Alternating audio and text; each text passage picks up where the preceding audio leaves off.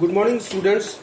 Today I am going to start episode number 2 of chapter number 2, that is fractions and decimals. So, in my previous episode, that is episode number 1 of this chapter, 2 points of terms and definitions were left. So now I will just read it out. These points are very important, so I will include in this episode, that is ascending and descending order. तो अगर हमको कुछ fractions दिए हैं और उसको हमको बोला है कि असेंडिंग ऑर्डर में करना है या डिसेंडिंग ऑर्डर में, तो सबसे पहले तो हमको ये पता होना चाहिए असेंडिंग मतलब स्मॉलेस्ट टू लार्जेस्ट और डिसेंडिंग का मतलब लार्जेस्ट टू स्मॉलेस्ट. तो उसके जो हमारे स्टेप्स होंगे वो 2 स्टेप्स में कंप्लीट होगा. ये असेंडिंग और डिसेंडिंग ऑर्डर्स को कैसे पता करेंगे कि असेंडिंग और डिसेंडिंग ऑर्डर के लिए पता करना पड़ेगा कि कौन सा फ्रैक्शन बड़ा है कौन सा छोटा है. So the same procedure as I have already discussed. Step 1, convert all the fractions to equivalent fractions with the LCM of denominators as their common denominator. तो जितने भी फ्रैक्शंस होंगे उनके डिनोमिनेटर्स के एलसीएम निकालेंगे और फिर जब एलसीएम को फिर नाउ सिंस डिनोमिनेटर वो एलसीएम निकालेंगे और फिर उसके इक्विवेलेंट फ्रैक्शंस बना देंगे, यानी सबके डिनोमिनेटर को एलसीएम के डिनोमिनेटर के बराबर कर देंगे, यानी कॉमन डिनोमिनेटर हो जाएगा. और उसके बाद जो है जब डिनोमिनेटर हमारा सबका कॉमन हो जाएगा तो हमारा वही रूल लागू होगा कि since denominator is same so the fraction with larger numerator is larger. तो जिसका न्यूमरेटर बड़ा होगा वो बड़ा होगा. और now the second point, that is addition and subtraction of fraction. यानी फ्रैक्शंस के अगर हमको एडिशन करना हो या सब्ट्रैक्शन करना हो, क्या करेंगे? सबसे पहले एलसीएम निकालेंगे डिनोमिनेटर्स का. तो डिनोमिनेटर्स का हमने एलसीएम निकाल लिया. उसके बाद कन्वर्ट फ्रैक्शंस इन इक्विवेलेंट फ्रैक्शंस और फिर दोनों फ्रैक्शंस को इक्विवेलेंट फ्रैक्शंस बना लेंगे, यानी डिनोमिनेटर को कॉमन कर देंगे. और फिर उसके बाद ऐड एंड सब्ट्रैक्ट, उसके बाद ऐड और सब्ट्रैक्ट कर लेंगे, सिंप्लीफाई कर लेंगे. So this is all about the terms and definitions. Now coming to the exercise.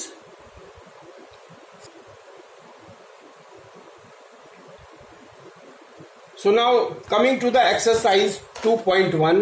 So this is exercise 2.1. I am going to solve the questions of exercise 2.1. Question number 1. Question number 1 क्या कह रहा है? Write an equivalent fraction for the following. यानी कोई एक fraction दिया हुआ है, उसके हमको इक्विवेलेंट फ्रैक्शंस बनाने हैं, इक्विवेलेंट फ्रैक्शन बनाना है. तो जैसा डायरेक्ट किया गया उस क्वेश्चन में. सो डी पार्ट है 20/25 विद 12 एज डिनोमिनेटर. तो इसके लिए हम क्या करेंगे? डिनोमिनेटर में हमको 12 लाना है. तो हम क्या करेंगे कि we will multiply numerator and denominator by 12. We will multiply numerator and denominator by 12. So what will happen? 20/25 multiplied by 12 by 12. So we will get, what we will get? We will get 5 5s are 25, 5 4s are 20, and we will have to keep this 12 as a numerator. Sorry, 12 as a numerator. Numerator पे हमको बनाना है ये numerator. तो ये जो numerator पे 12 है इसको नहीं काटेंगे हम. तो बाकी जो है ना 4 1 जा 4, 4 1 जा 4 and 4 3 जा 12.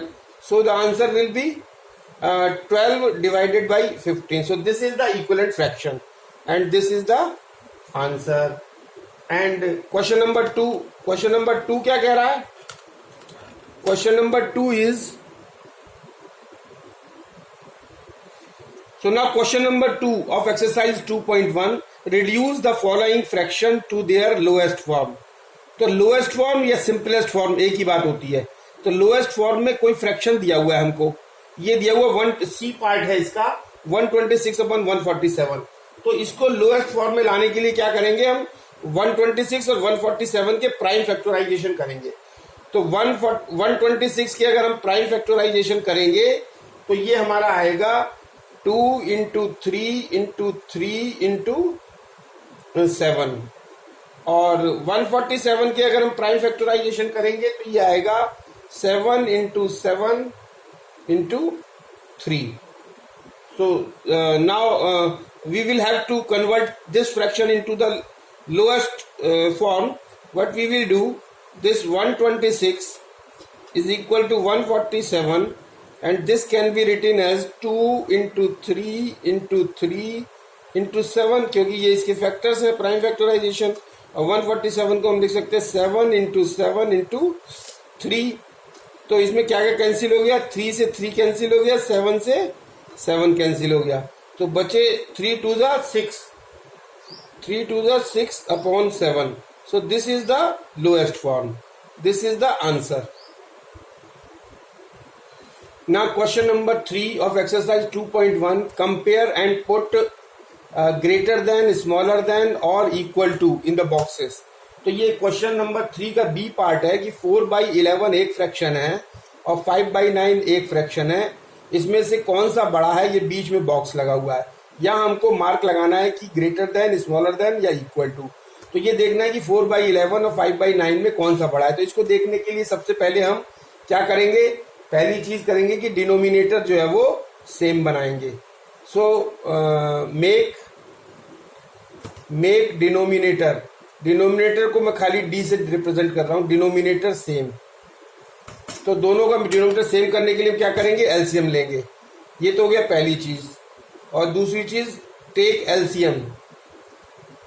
एलसीएम ऑफ डिनोमिनेटर्स का एलसीएम ले. तो एलसीएम ऑफ डिनोमिनेटर्स क्या होगा, एलसीएम ऑफ 11 and 9, 11 और 9 का एलसीएम होगा 99. अब 99 इसका डिनोमिनेटर, कॉमन डिनोमिनेटर बनाएंगे.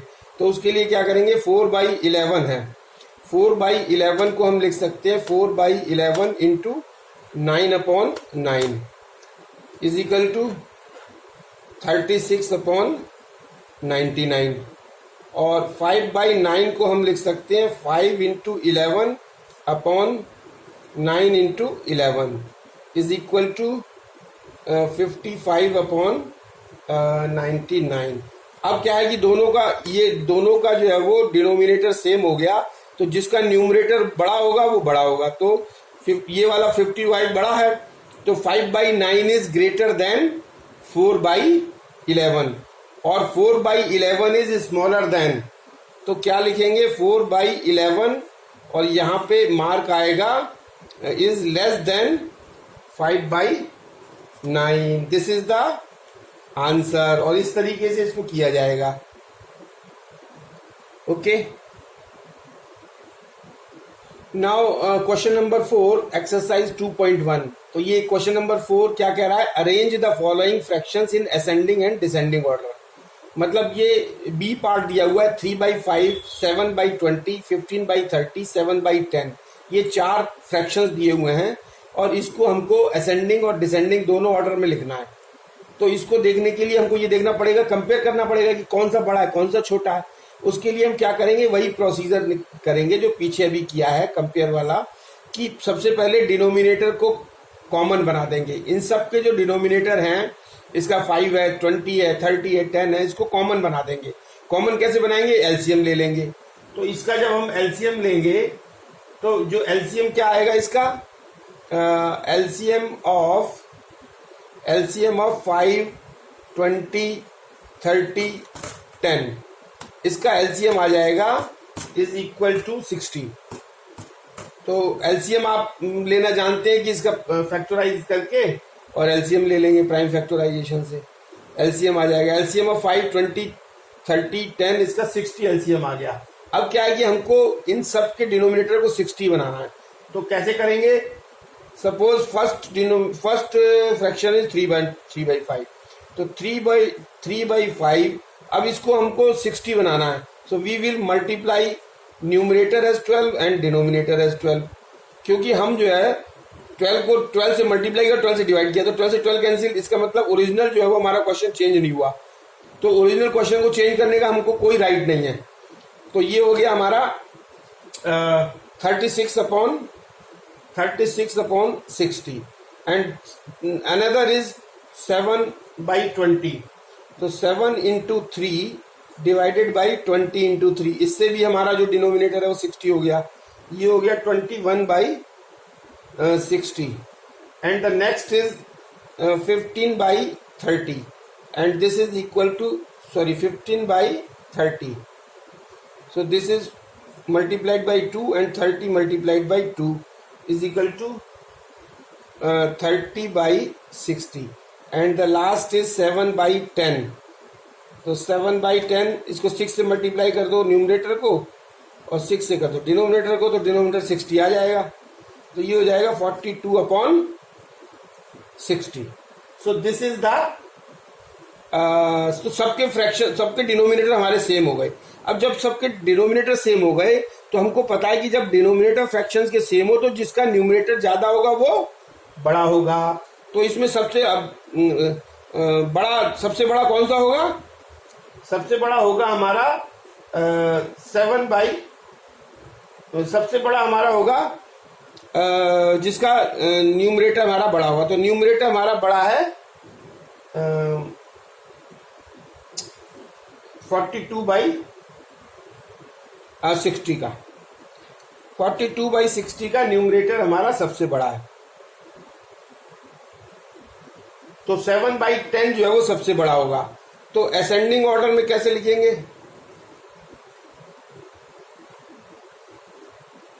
असेंडिंग ऑर्डर में लिखेंगे 7 बाई 20, 7 बाई 20 यानी 21 न्यूमरेटर सबसे कम है. तो दिस इज असेंडिंग ऑर्डर में छोटे से बड़ा.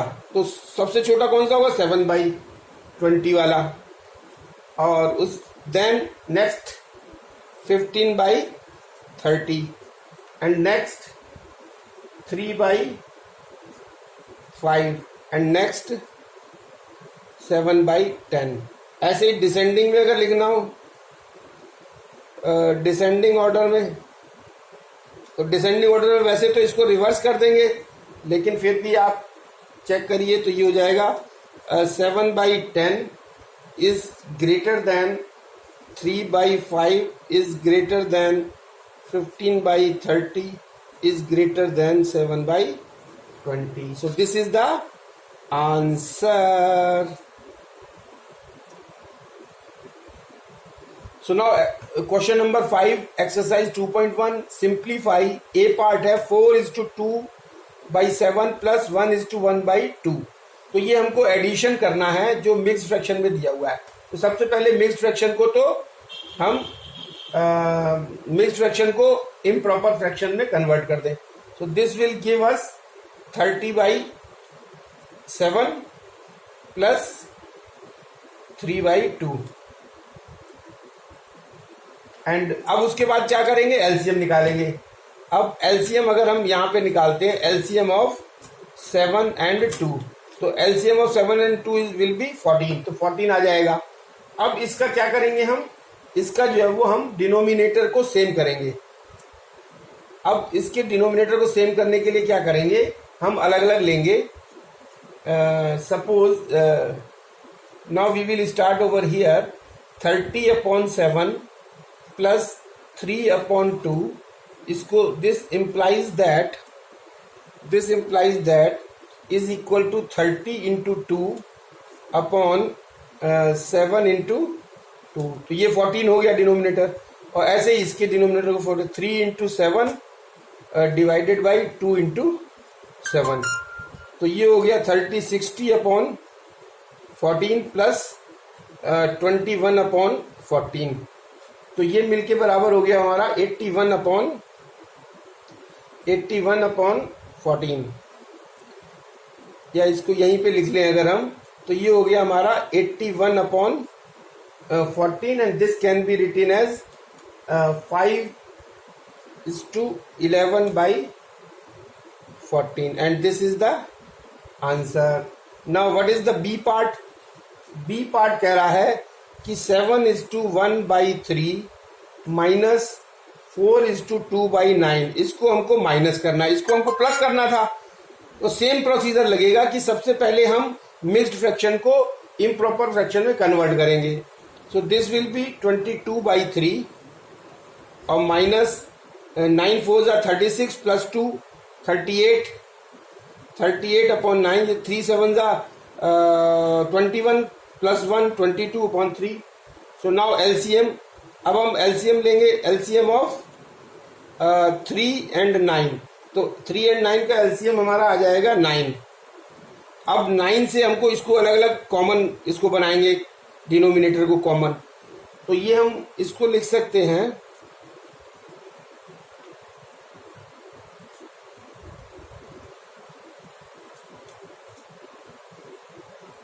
ये 22/3 माइनस 38/9.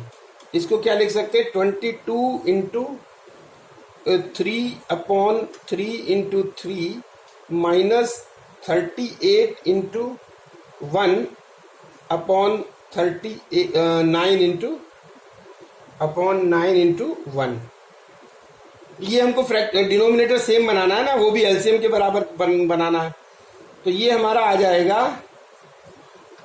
जाएगा 66/9 माइनस 38/9 और ये मिलके आ जाएगा 28/9 और 28/9 को हम लिख सकते हैं 3:1/9 and this is the answer. So now question number 7, that is Sakshi gave 3:3/4 liters out of the 7:1/2 liters of juice she purchased to her friends. How many liters of juice is left with her? और solution क्या है, given क्या है, given that ये चीज हमको दी हुई है. juice purchased by Sakshi कितना है 7:1/2 and that comes out 15/2 liters. She gave to her friend 3:3/4 liters, that is 15/4. तो ना वो पूछ रहा है कि कितना बचा, तो juice left is equal to purchased minus given. So purchased कितना 15/2 और माइनस के 15/4.